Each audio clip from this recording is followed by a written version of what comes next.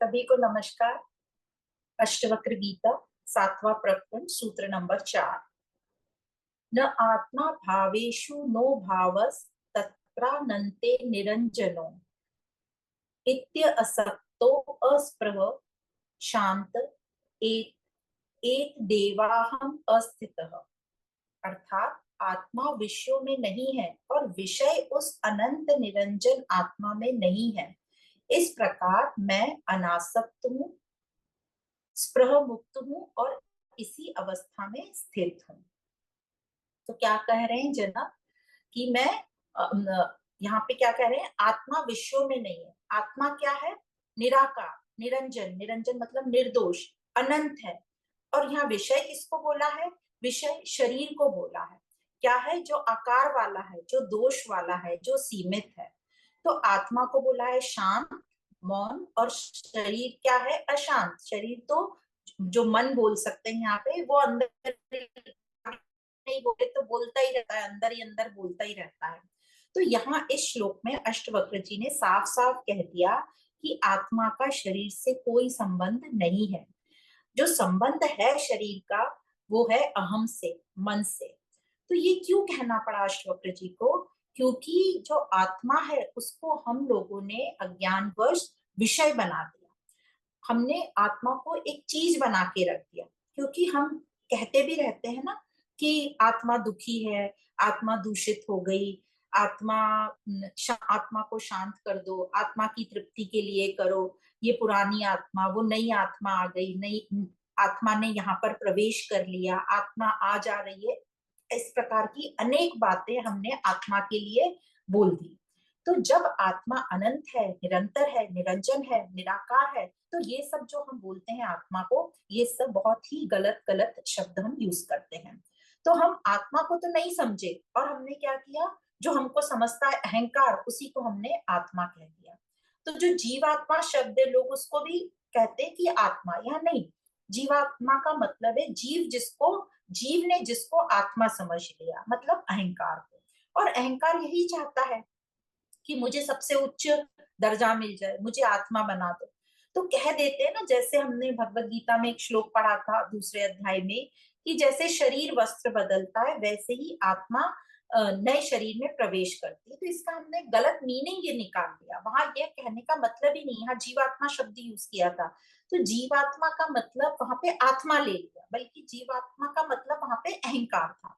तो वो कहते हैं ना, मृत्यु के टाइम आत्मा निकल जाती है।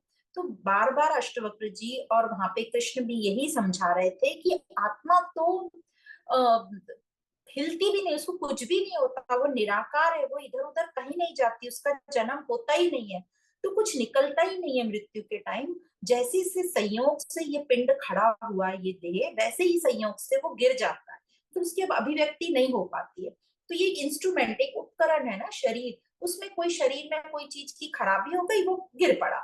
तो जो नया शरीर धारण करता है, फिर कौन धारण करता है? वो प्रकृति धारण करती है, अहम धारण करता है। तो हमने जो सबसे बड़ी भूल करी, अहंकार को आत्मा समझ लेना, और यही भारी भूल कही गई है।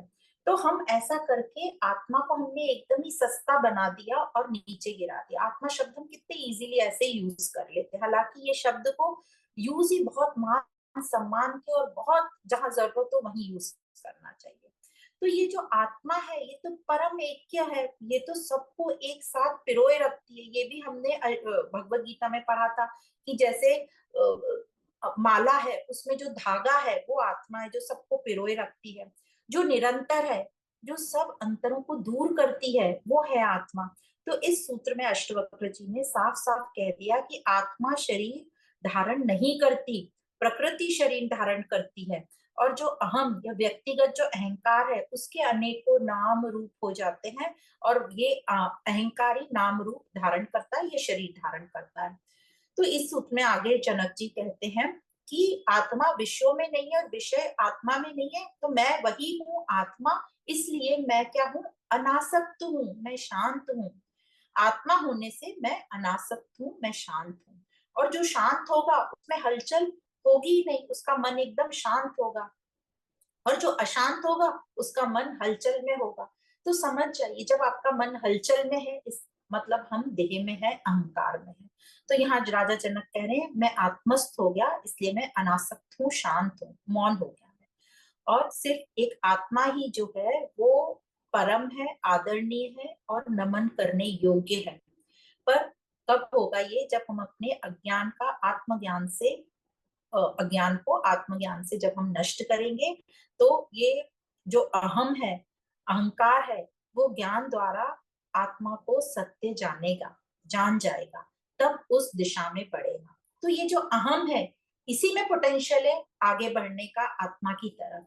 तो ये जो अहम को जब ज्ञान मिलेगा, आत्मज्ञान, जब वो जान जाएगा कि सत्य क्या है, आत्मा और मैं छूटा हूं, तो वो उस दिशा में चलना शुरू करेगा। और नेति नेति द्वारा जो कि ये झूठ है, ये झूठ है, वो समझ जाएगा कि ये संसार पूरा झूठा है, ये मैं भी झूठा हूँ, मेरे सब अनुभव भी झूठे हैं, तो ये जो पूरी मेरे मन में कल्पना ये सब चलता है, ये जगत ऐसा, संसार ऐसा, वो भी सब कल्पना मात्र है। तो इस प्रकार जानता है कि सब कुछ ये जो दिखाई दे रहा है, ये पूरा जगत, ये मिथ्या है, ये झूठा है और आत्मा की दिशा में बढ़ता चला जाता है।